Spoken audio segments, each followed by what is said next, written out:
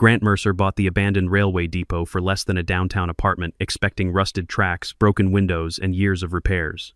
He did not expect Lenora Voss, the ruthless HOA president next door, arriving, without warning with armed security, and demanding he surrender the property.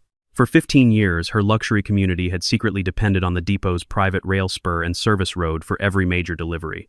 When Grant found the original deed, he realized the truth. The HOA did not own access. He did.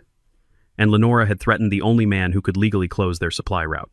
Grant Mercer arrived at Red Hollow Depot on an early autumn morning when the light was thin and the air still smelled of frost.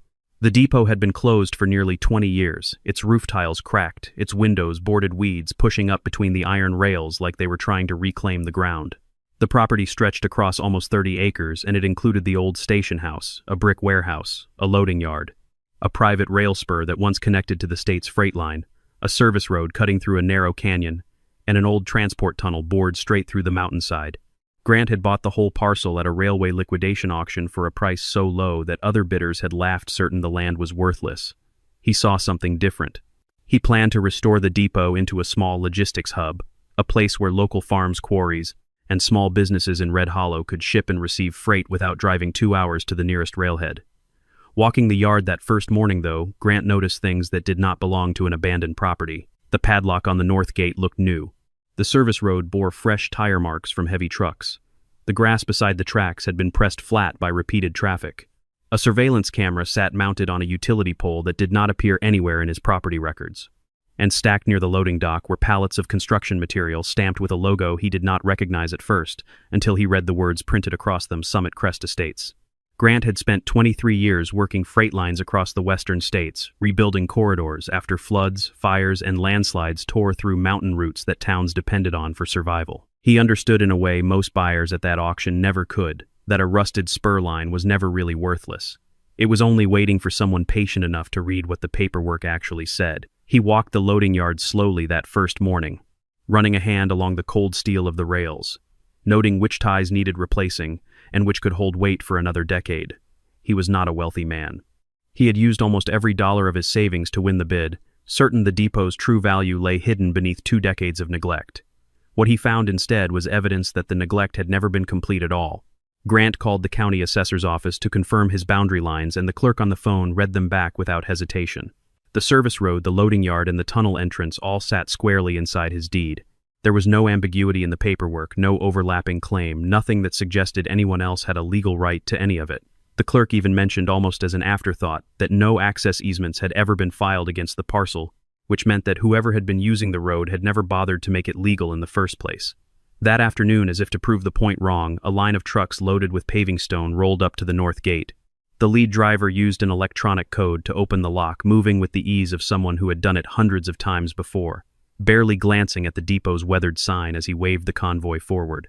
Grant walked out into the road and asked them to stop.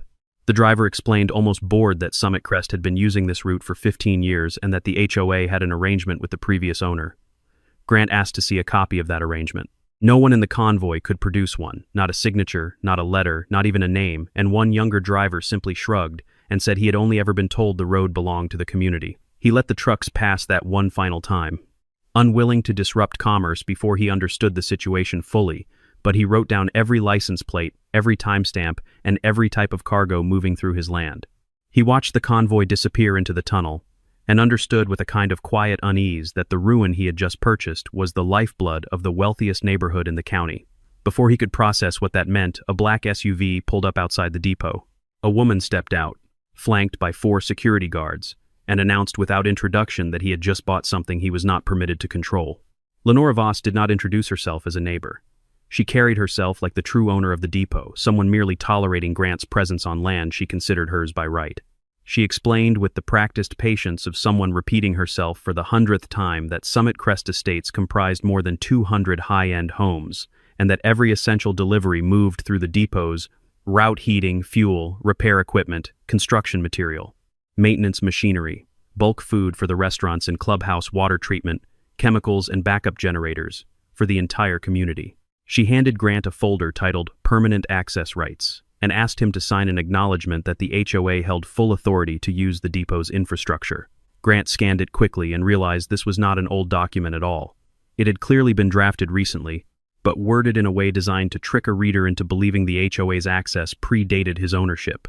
Lenora offered him $25,000 to sign over the transport corridor, a number laughably below the actual value of the land alone.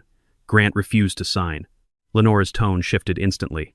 She warned him that the HOA could impose fines, that his buildings violated community landscaping standards, that the structures were considered hazardous, that he would need HOA approval for any repair work, and that if he blocked the trucks, the HOA would sue him for damages to the community. Her voice carried the practiced certainty of a woman who had never once been told no and had built an entire career on making sure it stayed that way. Grant pointed out calmly that the depot sat entirely outside Summit Crest's boundary and was not subject to HOA authority at all. Lenora answered that community impact mattered more than a line on a map, as though geography itself were negotiable when enough money was involved.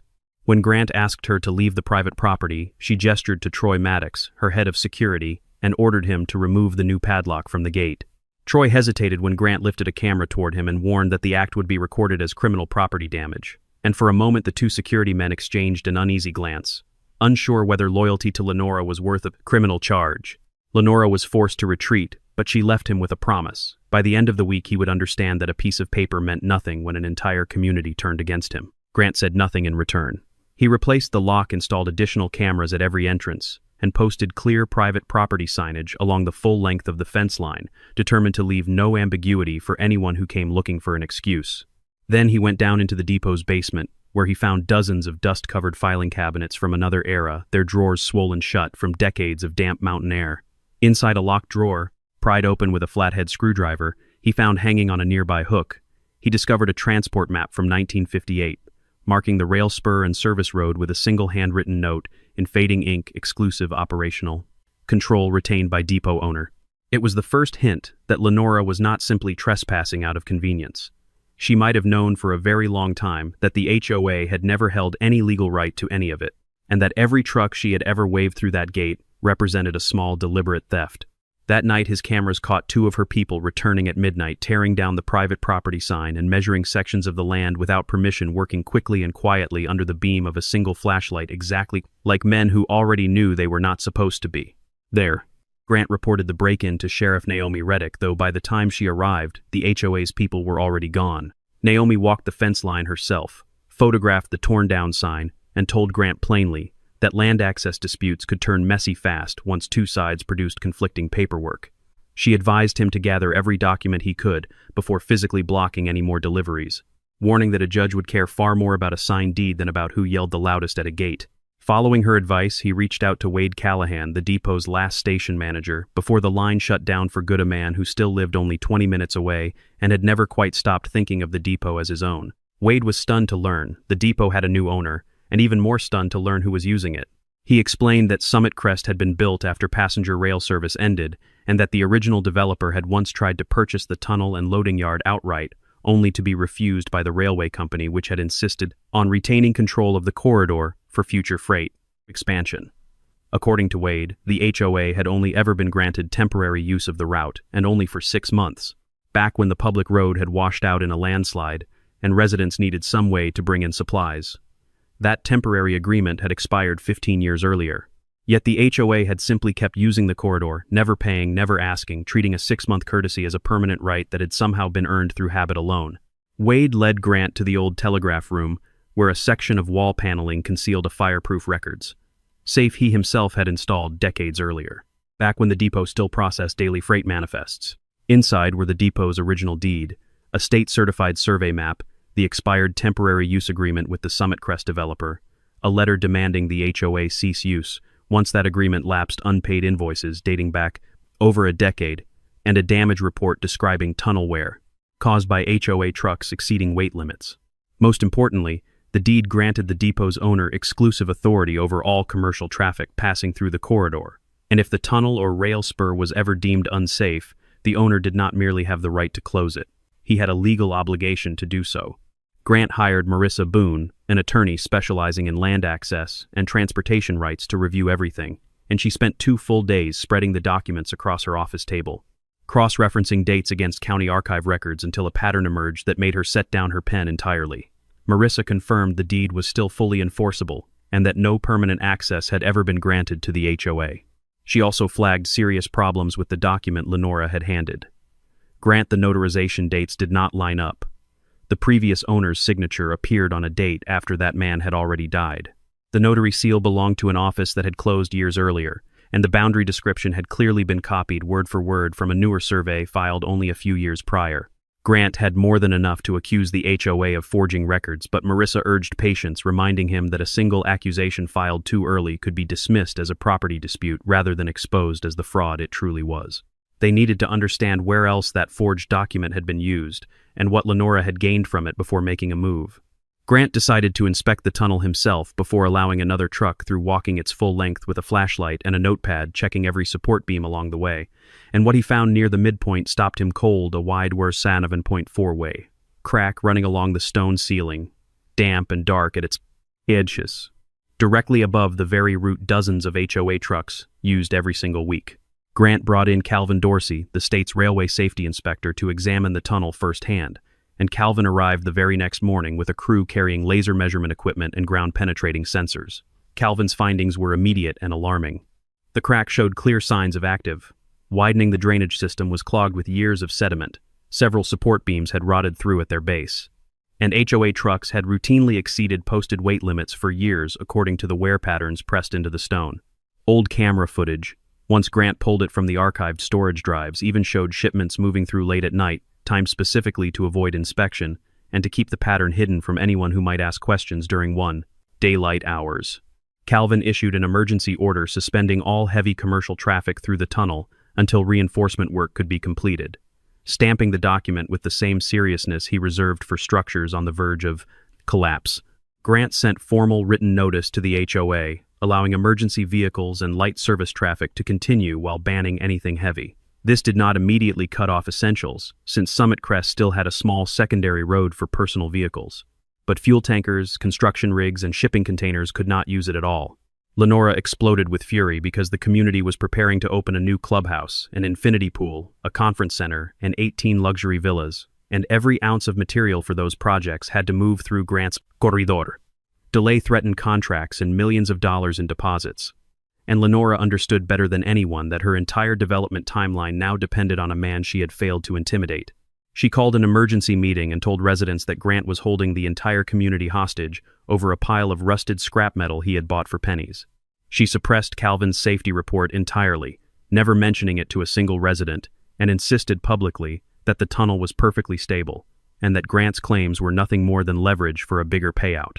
The HOA then buried Grant in a stack of retaliatory notices, $1,000 a day for overgrown grass, a fine for the wrong paint color on the depot, an order to remove his private property signs, a stop work notice on his repairs, and a noise complaint filed before he had even switched on a single piece of machinery. Grant returned every notice with a copy of the survey map, proving the HOA held no authority over his land whatsoever. Mailing each response back the same afternoon he received it, refusing to give Lenora the satisfaction of a delay. Frustrated, Lenora ordered Gideon Price, a transport contractor secretly holding a lucrative HOA contract, to send 6 trucks to the gate at once, hoping sheer pressure and the sight of idling engines would force Grant to open the road.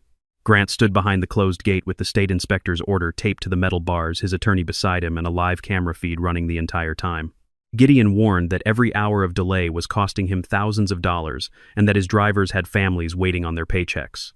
Grant answered quietly that a driver's life was worth more than the HOA's schedule and that he would gladly help Gideon find a legal route once the tunnel was safe again. When Lenora arrived and ordered Troy to cut the lock, Troy refused, pointing to the state order, posted clearly on the gate for anyone willing to read it.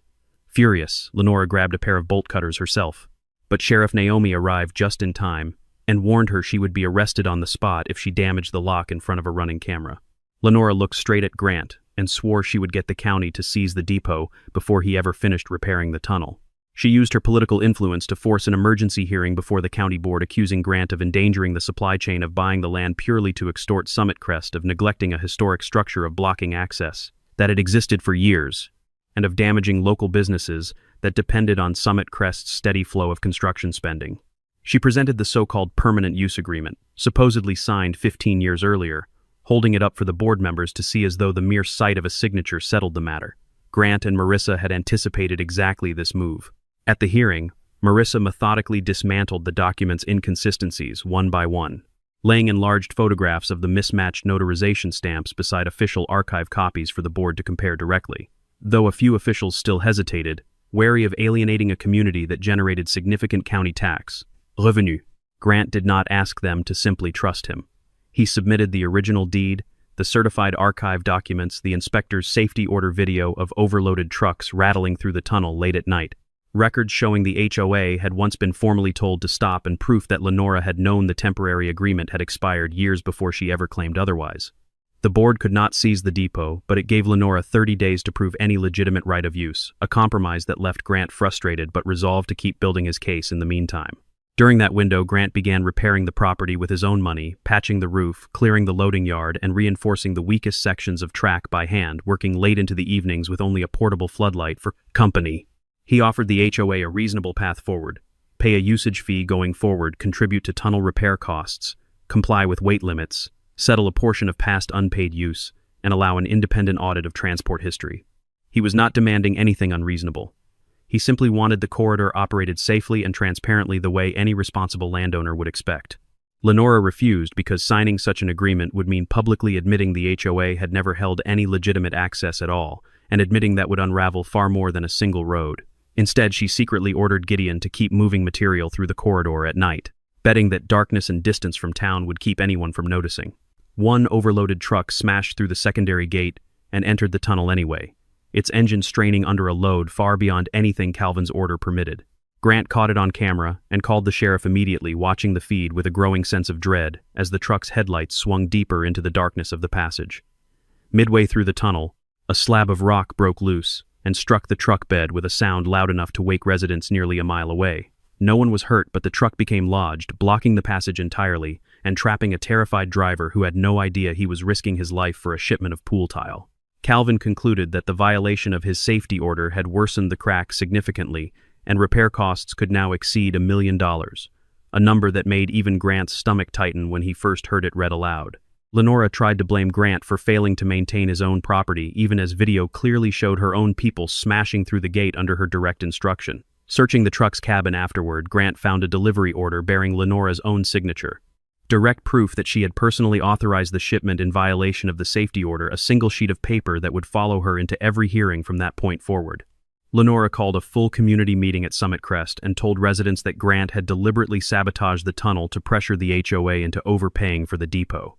Grant was not invited, but Audrey Bellamy, a board member and accountant, quietly sent him a recording of the entire meeting. In it, Lenora asked the board to approve an $18,000 special assessment per household to protect the supply route. Many residents pushed back, since they had already been paying into an infrastructure maintenance fund for years. Audrey asked the obvious question: where had that money actually gone? Lenora deflected. Digging through years of records afterward, Audrey uncovered a pattern that turned her stomach. The HOA had collected route maintenance fees for over a decade, yet not a single dollar had ever gone to the depot's owner. Millions had instead flowed to Gideon Price's company. Several tunnel repair invoices were entirely fabricated. A consulting firm receiving payments shared an address with property owned by Lenora herself, and the HOA had used its claimed permanent access to secure construction permits and even bank loans. That meant Lenora had leveraged property that was never hers, to build the financial foundation of an entire community using other people's monthly dues to prop up a scheme that could unravel the moment anyone looked closely. Enough. Audrey reached out to Grant and Marissa, and Grant agreed to meet her at a small diner outside town away from Summit Crest, and its cameras insisting every document be gathered lawfully, so nothing could later be dismissed as tainted evidence. In the meantime, he set up a temporary supply arrangement using smaller vehicles, guaranteeing residents access to medical fuel, fire safety equipment, water treatment, chemicals, and basic essentials, coordinating personally with local drivers to make sure no family went without something they genuinely needed. He published the delivery schedule publicly to prove he had no interest in punishing ordinary families who had nothing to do with their president's decisions. He blocked only the heavy commercial loads tied to Lenora's private development, since those were the shipments actually violating the safety order, and residents slowly began to notice the difference between what Grant was doing, what Lenora had told them he was doing. That single distinction quietly dismantled her narrative that Grant was starving the community, and whispers of doubt began spreading through Summit Crest for the first time in years. Troy Maddox, watching all of this unfold, began questioning everything he had once accepted without argument, replaying in his mind every order he had followed simply because Lenora signed his paycheck. He discovered Lenora had ordered her security team to erase footage of the gate-smashing incident, deleting the files from the main server the very next morning, but Troy had quietly kept a private copy for himself on a personal drive. He never mentioned to anyone. Sensing her control slipping, Lenora made her most dangerous move, yet ordering bulldozers to carve an entirely new transport route straight through Grant's land, bypassing the tunnel altogether, and gambling everything on speed before the lawsuit could catch up with hair. At dawn, a hillside camera caught 8 pieces of HOA construction equipment gathering along the eastern boundary line engines, idling in the gray morning light like an army preparing to cross a border. Lenora arrived with 2 bulldozers, 3 excavators, 20 security personnel, a full construction crew, and a camera operator hired by the HOA to document the operation for her own narrative. She announced they were exercising what she called emergency access rights. Her plan was to tear down a section of fencing-level ground beside the rail line and create a shortcut straight into Summit Crest. Audrey had warned Grant the night before, so he was ready. He did not build dangerous barricades or threaten confrontation. Instead, he placed clear survey markers, positioned cameras from multiple angles, brought Marissa on site alerted. Sheriff Naomi contacted the State Railway Authority and handed the construction crew a map of buried fuel lines running beneath the very ground they intended to dig. As the bulldozers approached, Grant warned that an old fuel pipeline and signal cable ran directly underneath, and that careless excavation could trigger a genuine catastrophe. Lenora accused him of lying and ordered Gideon to proceed anyway. Troy refused to command the security team to push Grant out of the way, and Lenora fired him on the spot before ordering the remaining guards forward herself. One bulldozer tore through the fence line, wooden posts snapping like matchsticks under the weight of its steel blade. The instant its blade struck the soil, Calvin Dorsey and a team of state inspectors arrived alongside Sheriff Naomi, having been alerted just in time by Grant's early morning call. Calvin confirmed the area fell within a protected railway corridor, and any excavation required specialized permits that did not exist anywhere in state or county records. Naomi ordered every machine shut down immediately, her voice carrying clearly over the diesel engines as security guards froze, mid-step unsure whether to obey Lenora or the sheriff standing directly in front of them. Lenora waved a document, claiming the county board had approved emergency construction, but Marissa examined it on the spot and discovered the digital signature belonged to an official who was at that very moment out of state on business. A detail confirmed within minutes by a single phone call. Naomi seized the document for investigation. Gideon panicked and tried to leave, only for officers to discover one of his trucks carrying unlicensed industrial explosives meant for rock blasting stacked in crates that had never been declared to any regulatory agency. Grant realized then that Lenora had never intended merely to open a shortcut. She had intended to blast through part of the mountainside itself, heedless of the very real risk of collapsing the tunnel beneath it and burying an unknown number of people along with it. Every vehicle on site was impounded. Lenora was not arrested immediately since investigators still needed to determine who had actually forged the permit, but she was formally barred from setting foot on Grant's property again. In front of the cameras, she still insisted Grant would pay for what he had done.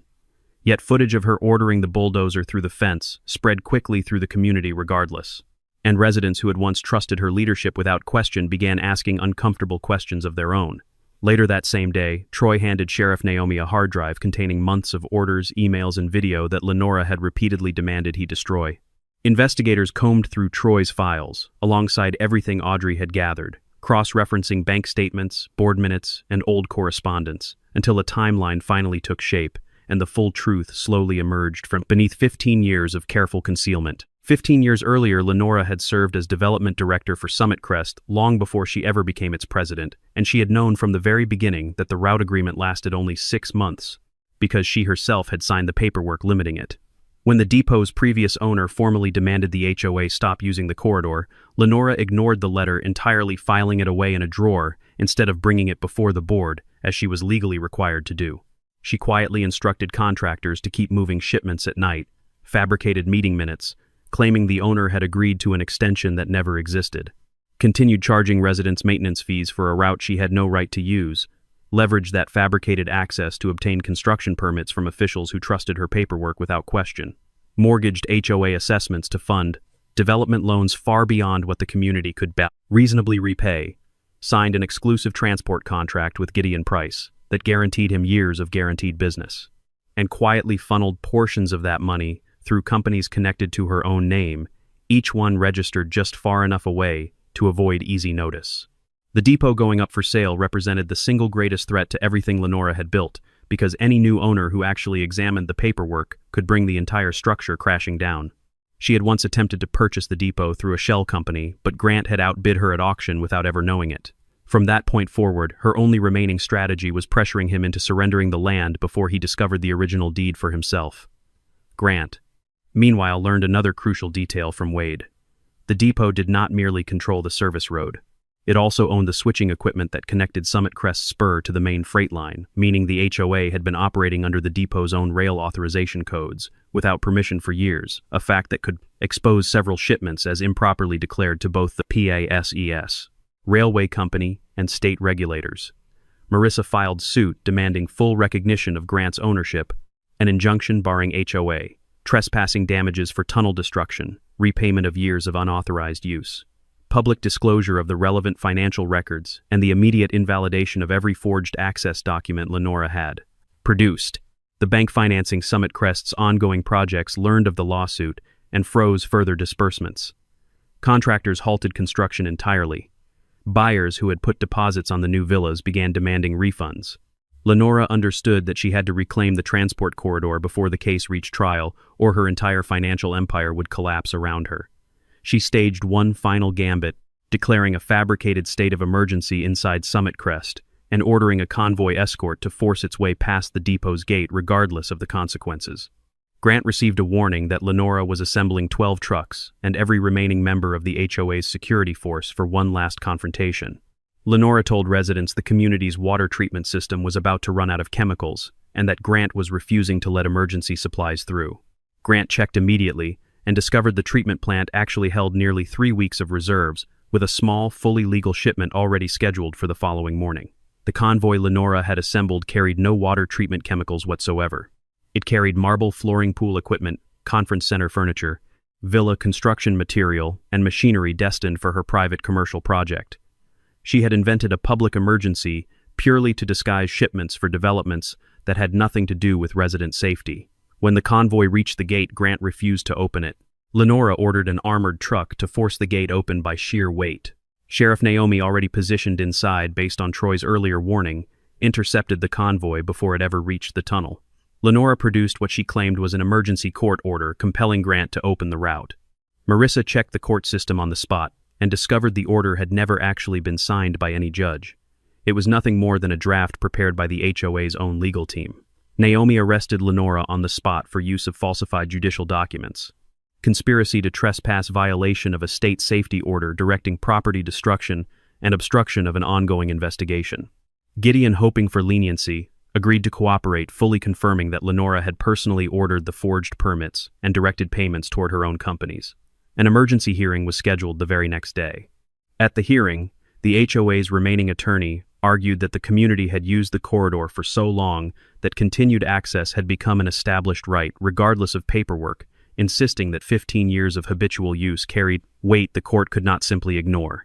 Marissa dismantled that argument point by point, speaking with the calm precision of someone who had spent weeks preparing for exactly this moment.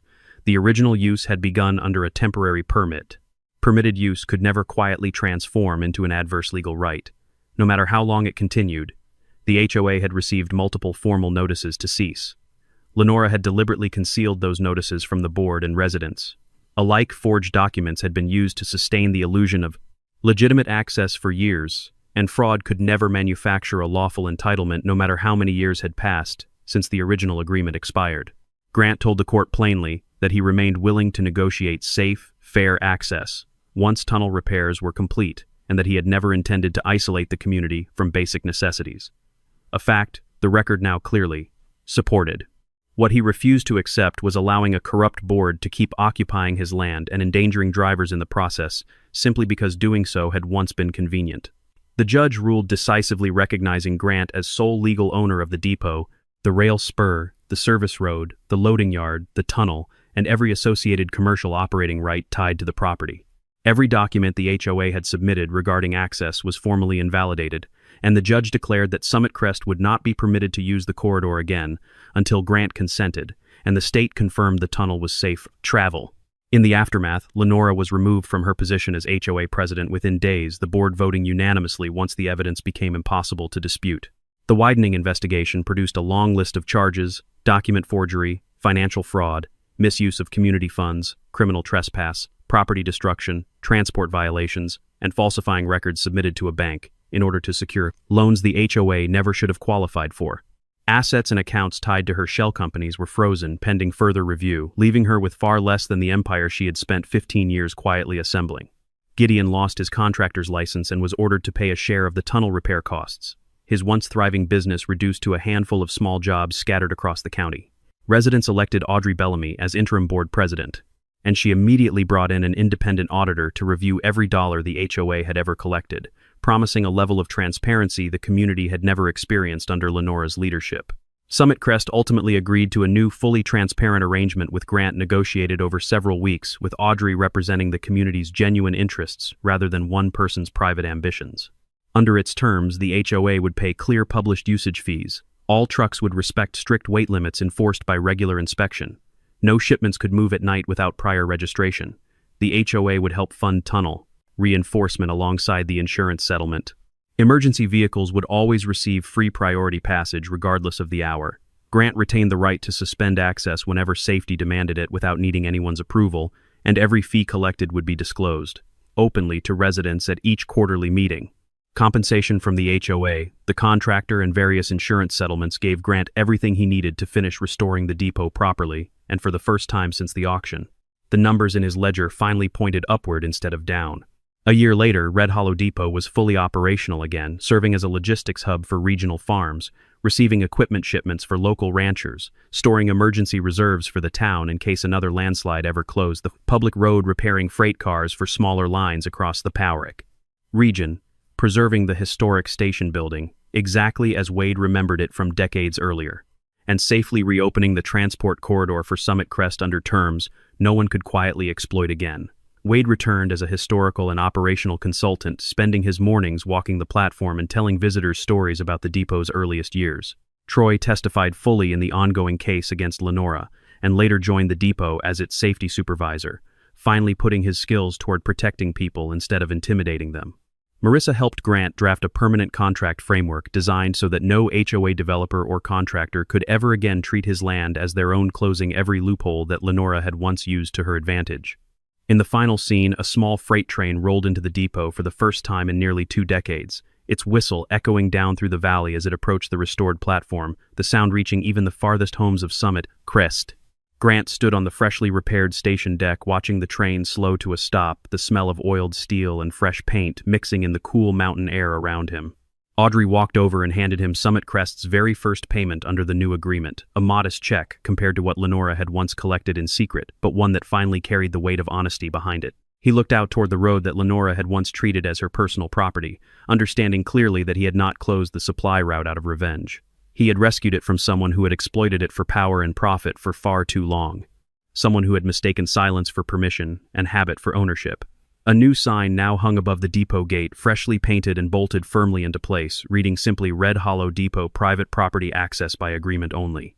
When the first Summit Crest convoy arrived under the new terms, the driver presented his permit without being asked twice, and waited patiently for Grant to open the gate himself exactly as the agreement required. This time, no one threatened him.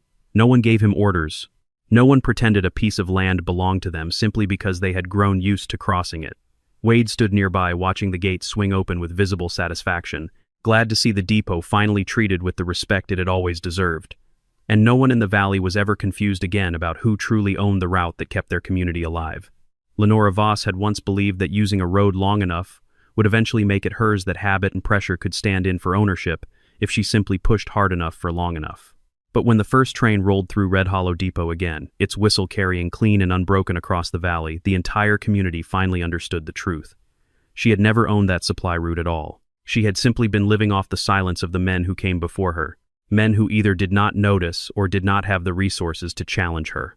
Grant Mercer was the first person willing to break that silence for good, and in doing so, he gave an entire valley back, something it had quietly lost, long before he ever arrived an honest account of who truly owned the ground beneath their feet.